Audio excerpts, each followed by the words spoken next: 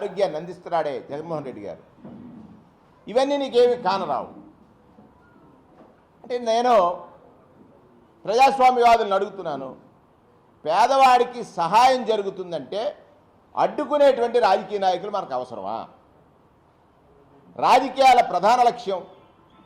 నాయకుల ప్రధాన లక్ష్యం పేదరికంలో ఉన్నవాడికి సహాయం చేయాలి.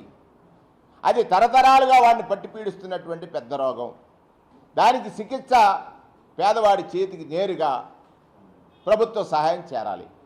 దాంట్లో దళారీ వ్యవస్థ కానీ, అవినీతికి ఆస్కారం కానీ, కుల మత ప్రాంత పార్టీ అనేటి వివక్ష లేకుండా కానీ ఈ ప్రభుత్వం అందిస్తూ ఉంటే, అబద్ధం ఆడినటువంటి చంద్రబాబు నాయుడు పక్కన నీతి సూత్రాలు వల్లించేటువంటి పవన్ కళ్యాణ్ గారు, మీరు ఆలోచించండి.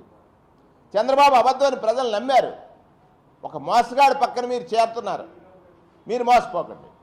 మీకు ఎవరైనా సలహా ఇస్తే నాకు సలహాలు ఇవ్వకండి, నేను యుద్ధం చేస్తానంటారు. దేనికి? ఇది ప్రజాస్వామ్యం నాయన. యుద్ధం చేయడం ఏమిటి? ప్రజలు కదా న్యాయ నిర్ణేతలు. వాళ్ళు ఇచ్చిన తీర్పుగా ఎగ్నెస్ట్గా మీరు మాట్లాడుతున్నారు. సరే, మీకు అభిమానులు ఉన్నారు, కాదని నేను అన్నాను. అభిమానులు కూడా బాధపడుతున్నారు.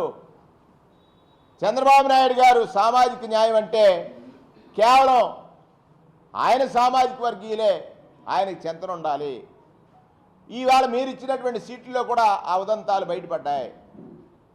సరే, మీ అభిమానుల్ని మీ ఇష్టం వచ్చినట్టు మీరు వాడుకోవచ్చు, కానీ నేను యుద్ధం చేస్తాను, వైసీపీ వాళ్ళని గుండాలుగాను చిత్రీకరించడం అనేటువంటిది వైసీపీ వాళ్ళు కానీ మా నాయకుడు కానీ, నేను పాలకుడిని కాదు సేవకుడు అన్నాడయా.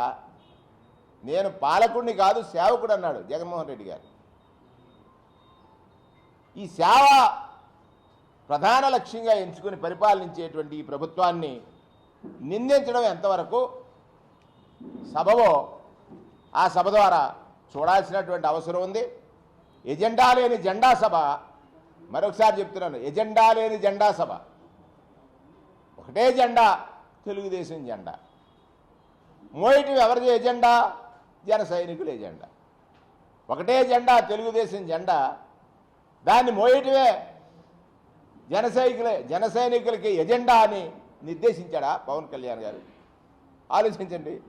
ఇప్పుడు 19 ఆయన అన్నగారు పార్టీ పెడితే 17 గెలిచాయి. ఈయన ఒత్తిలో ఒకటి వచ్చింది. దాన్నే వామనం అంటారు. మరుగుజ్జుగా మారిపోయాడు. గెలవలేనని తెలిసిపోయి ఆయన బేలతనం ఎలా బయటపడింది? తెలుగుదేశం మాదిరిగా మన దగ్గర కేడర్ ఉందా? తెలుగుదేశం మాదిరిగా మన దగ్గర డబ్బులు ఉన్నాయా? ఈ 45 రోజులు భోజనం పెట్టాలంటే మనకు సాధ్యమా అని కేడర్లో ఉన్నటువంటి ఆత్మస్థైర్యాన్ని, జనసేనలో ఎంతో కొంత అది ఉండుంటుంది పౌరుషం, దాన్ని మొత్తం ఖతం చేసేసాడు. ఆయనే ఒప్పుకున్నాడు. నేనేమైనా సంపాదించుకున్నానా అంటే సంపాదన కోసం రాజకీయాలు సేవ చేయడానికి. నా సొంత డబ్బులు పెట్టాను, మీ ఎవరు డబ్బులు పెట్టారో మాకు తెలియదా? మీకు పంపేవాడు ఎవరో మాకు తెలియదా? ఈ కుట్ర రాజకీయాలకి ఈ రాష్ట్రంలో కారకుడు ఎవరో మనకు తెలియదా? ఈ కుటిల రాజకీయాలకు కారకుడు ఎవరో మాకు తెలియదా? ప్రజలకు తెలుసు.